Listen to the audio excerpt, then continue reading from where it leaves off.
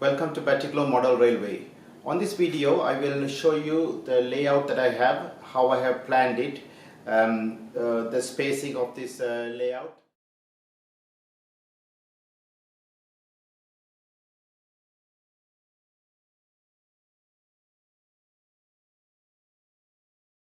This is my layout, Batticaloa Model Railway. This is in Batticaloa, Sri Lanka, eastern province of Sri Lanka. I have had a few questions about how I have done the layout and what materials I have used, so I just thought I'll do this video. I have been waiting to do this video for a long time, but I never got around to doing it. So I thought this will be an opportunity for me to do it and then load it up. Then anyone wants to get some information, it will be easier for them to find it. As you can see, I have a bridge here so that you can go in.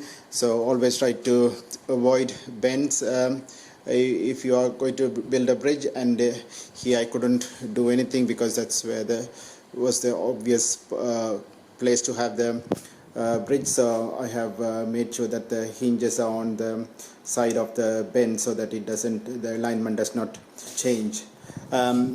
The way the structure is, actually the room is around 22 feet by 14 feet. So there is a staging yard that's come right till the end, and the baseboard is 4 feet height from the floor level, and all the baseboards are mounted on these benches. The benches are 4 feet in length and 2 feet depth. So as you can see, all these ones have the same benchwork. And then on top, based on the track plan, I have put the baseboard where I have to lift up.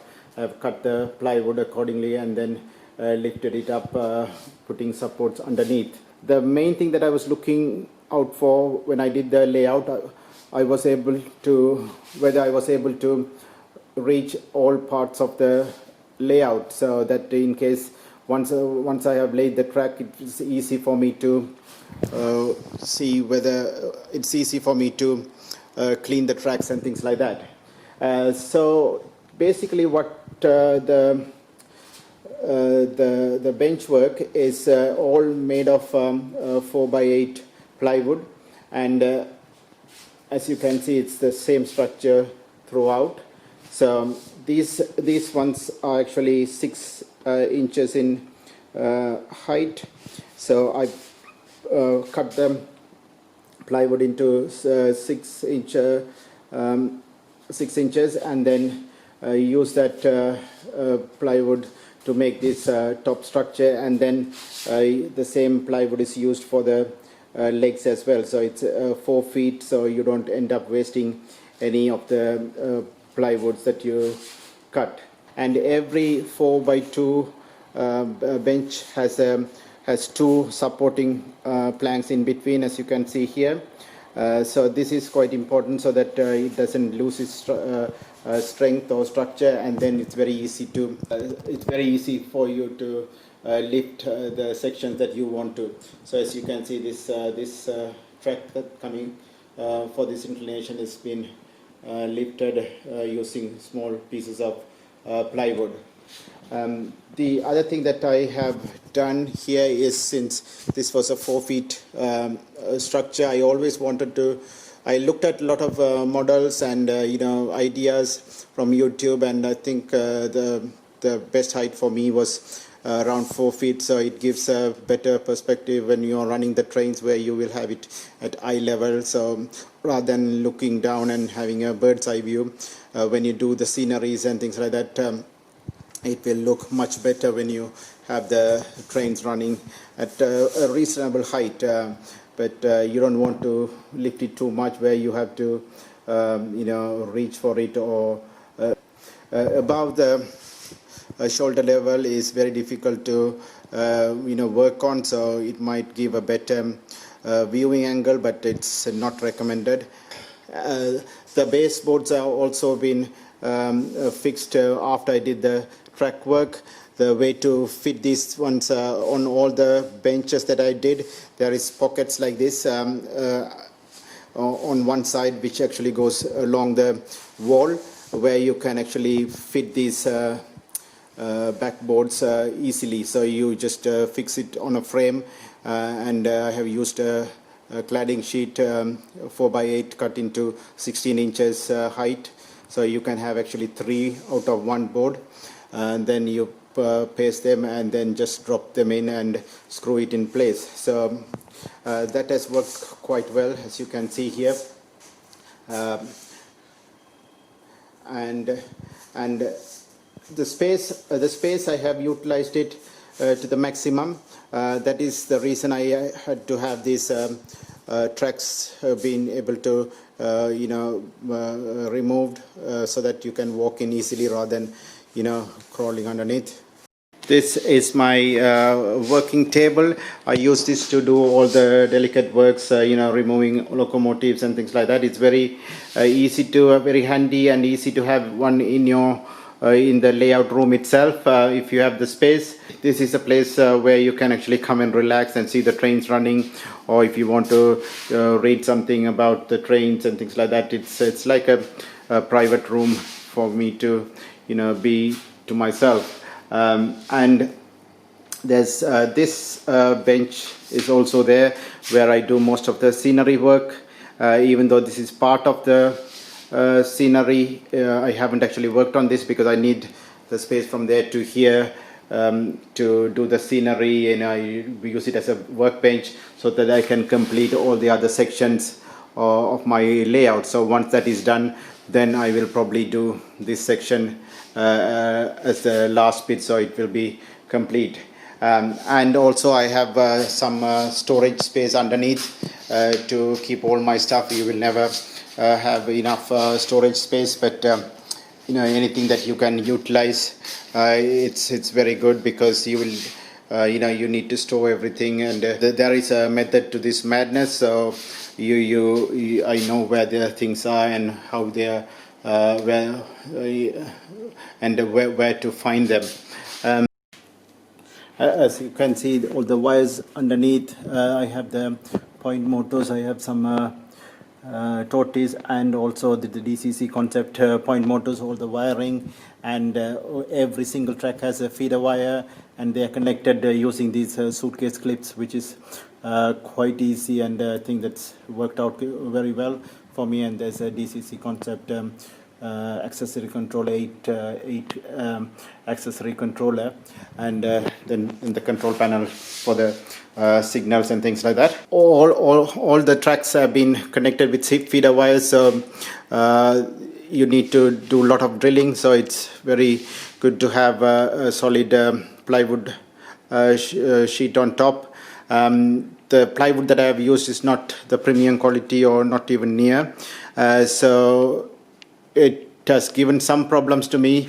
There are some uneven shapes pops out after you make these things, but it is not a big issue.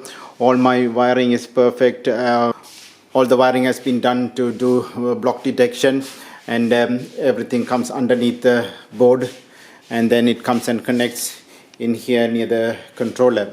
So block detection, I haven't actually done the wires. I have planned it, and I have done the wiring. The initial part it has been done, but the blocks have not been separated. So one side of the track is always a blue connection. Then the other sections I have done it with the different colors, so that it will be easier for me to troubleshoot. And if I want to isolate certain sections, I can do without any problem. Also, with the board, when you want to lift certain sections, it's very easy to lift them based on the it's very easy to lift the sections and put these small pieces of plywood underneath to give the right elevation. The other thing that I have used here, these underlying sheets, this is actually the undersole of the for what they use for shoe making and slippers and stuff like that. So you can buy them in sheets. They come in different sizes. So that is probably 2 millimeter, and the black ones are 4.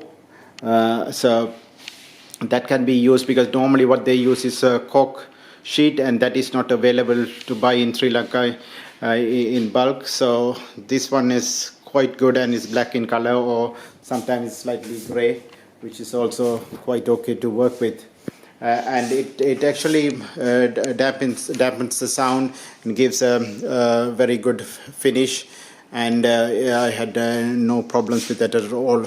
I'm happy that I found it, because I was just wondering what to do, how to get these cork sheets and things like that. But this has worked quite well for me. On this section, as you can see, I have done a second layer as well. This is to have my fiddle yard.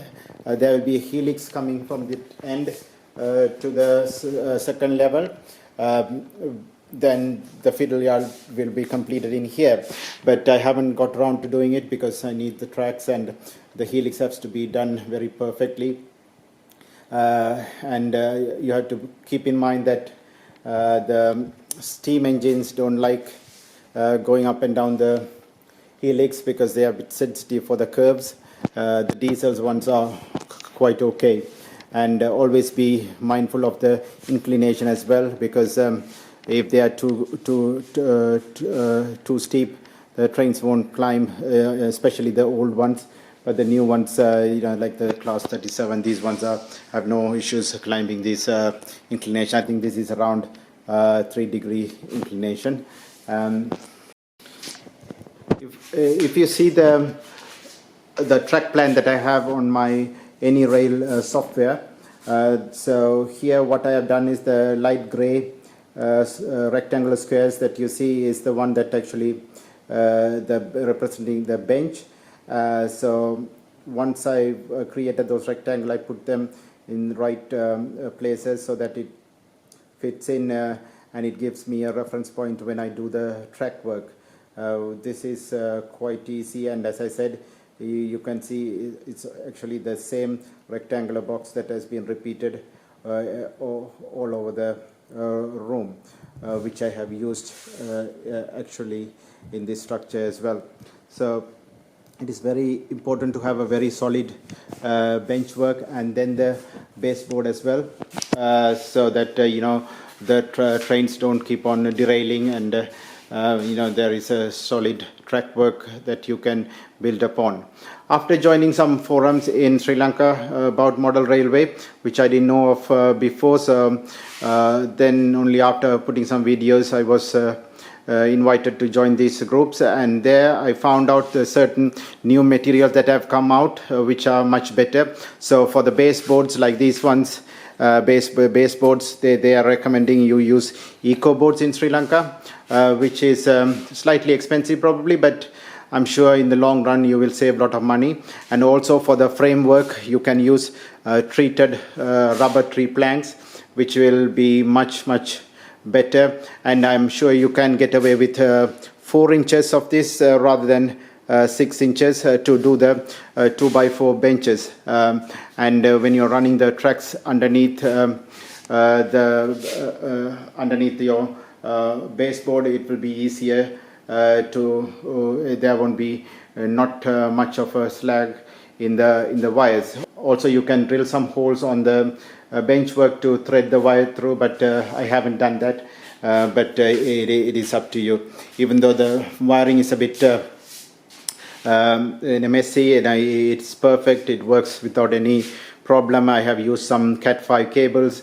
I have used M3 Cat5 cables, which is quite good quality, because I had some issues with using low quality Cat5 cables. I hope I have explained most of the stuff, and I have showed the main things that I've done on this layout. There are certain things that could have been improved, maybe on my second stage, where I have another room, another 20 feet, same as this on the other side, which I might use it at once I complete this section. So one thing that you might want to do is not to run the tracks right along the wall, because that doesn't look very natural. You can do some sceneries like the trains snaking through the mountain, so it has a slight bend and it comes away from the wall at some sections, so that it will give better running session when you see the trains moving along those stretches. And if you need any help, and if you need to build layouts and things like that, and if you need my help, if you need to get some ideas or initially how to design certain things, I can help you out. You just put some comments if you want to learn anything more, or if you want to check anything, what's available here and what things can work and what things to avoid. I'm happy to share it with you. And also, if you like to see other videos from my Batticaloa Model Railway, please like and subscribe. Also, there is a Facebook page, Batticaloa Model Railway, same as what's on the YouTube. So you can like the page, and there will be some other videos like how I have done some small tools to straighten flexi tracks, and also uncouplers that you can simply do it, make it by yourself. So until I see you in my next video, hope you have enjoyed this. Cheers from Batticaloa Model Railway. Thank you.